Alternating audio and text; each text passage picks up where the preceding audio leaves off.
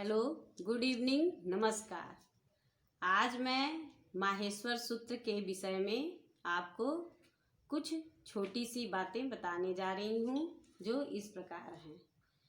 नित्यावसाने नटराज राजो ननादि ढंकां नौ पंचवारं ऊर्ध्वर्थु कामः सनकादि सिद्धान् एतद्विमर्शे शिवसूत्र जालम।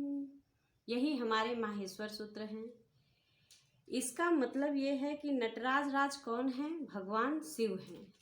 भगवान शिव हैं। भगवान शिव के तांडव नृत्य करते हुए अपने डमरू को 9 और 5 यानी 14 बार बजाते हैं। इसी से सनकादि सिद्धों को ज्ञान देने के लिए इस 14 सूत्र से शिव सूत्र जाल का निर्माण हुआ। ये हमारे माहेश्वर सूत्र में 9 और 5 मिलके 14 सूत्र का निर्माण होता है। इसे चतुर्दश सूत्र भी कहा जाता है। इसे प्रत्याहार सूत्र भी कहा जाता है। इसे शिव सूत्र भी कहा जाता है। इसे वर्ण समन्वय सूत्र भी कहते हैं। ये माहेश्वर सूत्र इस प्रकार हैं। पहला सूत्र है अ ई उ ड, दूसरा है री री क, ऐ औं ग, ऐ औ च। ये जो 4 सूत्र हैं इसमें हमारे माहेश्वर सूत्रों में स्वरों की गणना की गई है। इसके बाद है ह य व र ट और लण। इन 2 सूत्रों में हमारे जो है अंतस्थ वर्ण की तुलना की गई है। अंतस्थ वर्ण को बताए हैं हमारे पाणिनि ने। फिर इसके बाद हमारा 5वां अक्षर क वर्ग के 5वें अक्षर यम गण नम, यम गणम, झ भय घ ढ ध स।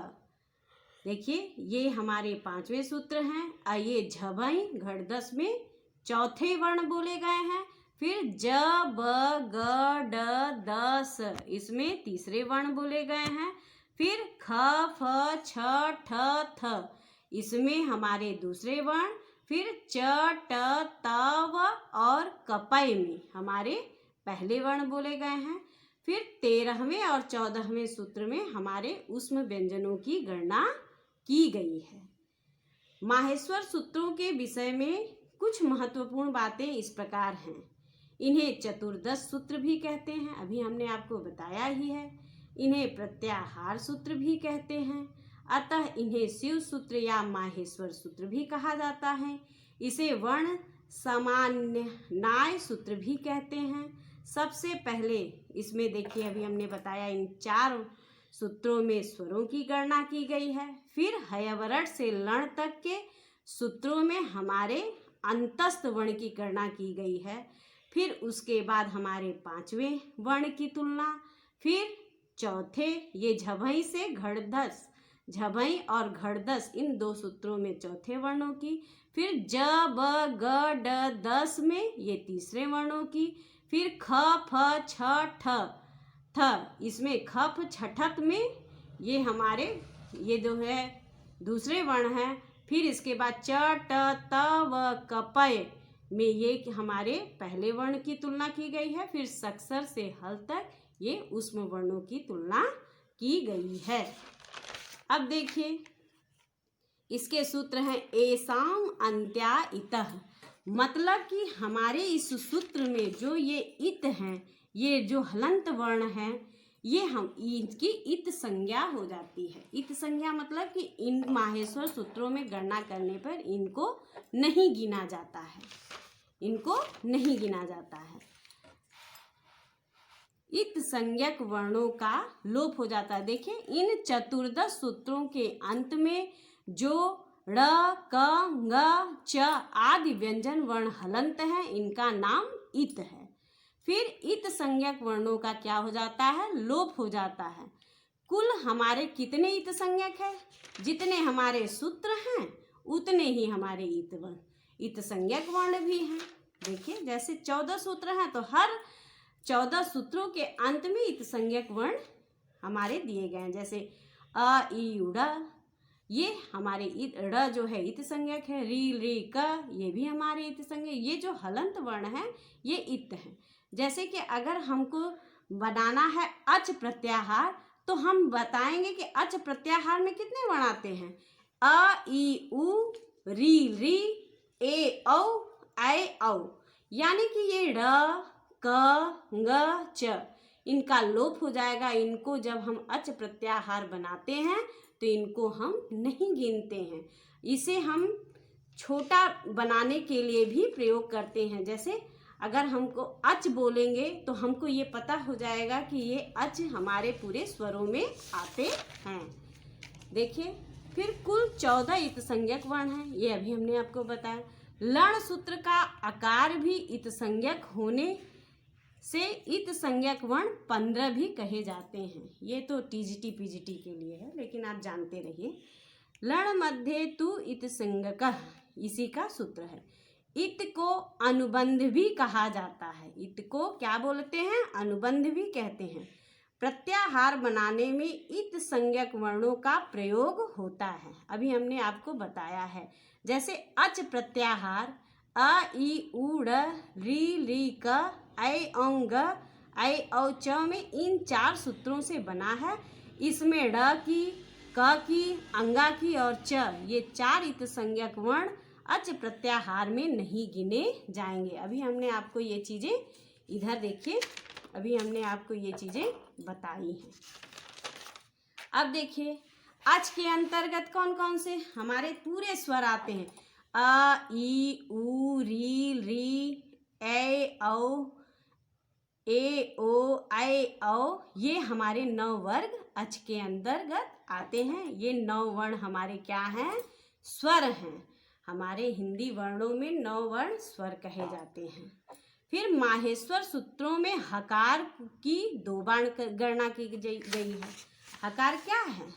जैसे हयवरट में ह दिया है और हल में, इस हयवरट और हल में हमारे माहेश्वर सूत्रों में 2 बार तुलना की गई है।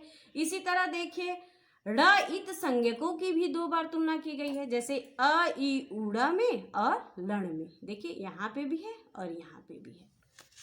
यही चीज यहाँ हमने लिख के आपको बताया है। अब देखिए प्रत्याहार संज्ञा क्या है? प्रत्याहार क्या है? प्रति उपसर्ग है, आंग उपसर्ग है, ही धातु है और घई प्रत्यय मिलाकर क्या बन गया? प्रत्याहार। देखिए इसमें प्रति उपसर्ग है, अभी हमने बताया, आंग उपसर्ग है और ही धातु है और घई प्रत्यय है। इसको मिला दिए तो क्या बन गया? प्रत्याहार। प्रत्याह्यन्ते संक्षिप्तेन्ते वर्णा यत्र स प्रत्याहार, यानी कि प्रत्याहार को वर्णों को संक्षिप्त करने के लिए बनाया जाता है। प्रत्याहार संज्ञा विधायक सूत्र आदिरंचेन संहिता। अब देखिए प्रत्याहारों की संख्या संस्कृत व्याकरण में कुल 42 प्रत्याहार हैं। कितने प्रत्याहार हैं? कुल 42 प्रत्याहार हैं। अब देखिए प्रत्याहारों के विषय में कुछ विशेष जानकारी। अच प्रत्याहार में समस्त 9 स्वर वर्ण आते हैं, अभी हमने आपको बताया। स्वरों को अच भी कहा जाता है। हल प्रत्याहार में समस्त 33 व्यंजन आते हैं। ये देखिए जब स्वर हमारे 4 सूत्रों में हो गए तो 10 सूत्रों में हमारे क्या हो जाएंगे? ये 4 सूत्रों में हमारे स्वर हो गए तो 10 सूत्रों में हमारे व्यंजन हो जाएंगे। 10 सूत्रों में हमारे क्या हो जाएंगे? व्यंजन हो जाएंगे।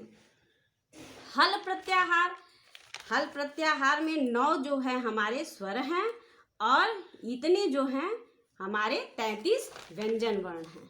व्यंजनों को क्या कहते हैं? हल भी कहा जाता है।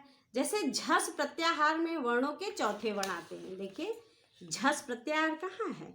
ये और ये 8वां और 9वां सूत्र मिला के झस प्रत्याहार, झ भ ही घ ढ ध स, इसमें हमारे क्या हो गए? ये हमारे चौथे वर्ण आ गए। ठीक, फिर क्या है? जस प्रत्याहार।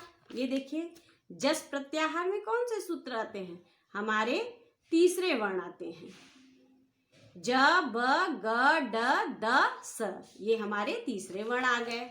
फिर क्या है, चय, चय प्रत्याहार देखिए, चय प्रत्याहार कहाँ है, ये है च ट त व कपय में हमारे पहले वर्ण आते हैं। चय प्रत्याहार में हमारे पहले वर्ण आते हैं। सल प्रत्याहार में जैसे सल है, स ख स र और हल, सल प्रत्याहार में हमारे ऊष्म वर्ण आते हैं। फिर क्या है, यण प्रत्याहार में, यण प्रत्याहार में हमारे, यण प्रत्याहार में हमारे ये जो है अंतस्थ वर्ण आते हैं। य ब र ट ल ड, ये हमारे अंतस्थ वर्ण आते हैं। फिर अ इ उ ऋ ऋ क ऐ औ ग व ऐ औ च आदि 14 सूत्रों के अंत में जो ड़ क अंग च आदि हल वर्ण लगे हुए हैं, इनका प्रयोजन है प्रत्याहार बनाना। अब देखिए वर्णों का उच्चारण स्थान, वर्णों का उच्चारण स्थान क्या है, अकुह विसर्जनीयानाम कंठः, मतलब कि कु से होता है कु का मतलब ही होता है क वर्ण के सारे वर्ण, जैसे कु का मतलब है क वर्ण के सभी वर्ण, जैसे क ख ग घ अंगा, और अ का मतलब अ और आ स्वर, और ह का मतलब हमारे जो ऊष्म वर्ण है उसका ह, ये जो है हमारे कंठ द्वारा बोले जाते हैं। युचु इचु यसा नाम तालु, चू का मतलब यहाँ होता है च वर्ण, यानी च छ ज झ या के सभी वर्ग।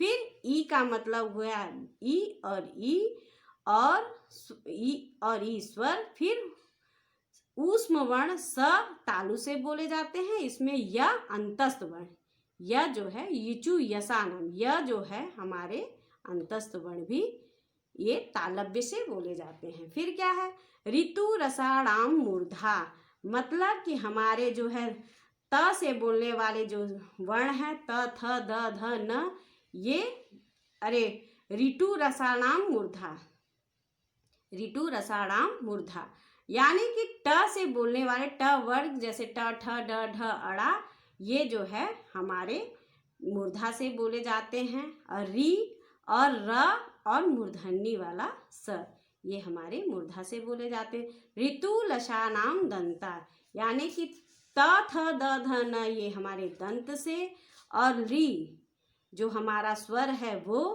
और छोटा स जो है ये हमारे दंत से बोले जाते हैं। उपधिमानिया नाम ओष्ठव, मतलब कि प से जो बोलने वाले प फ ब भ म हैं वो ये पूरे ओष्ठ से बोले जाते हैं, और उ और बड़ा उ जो है ये भी ओष्ठ से बोले जाते हैं।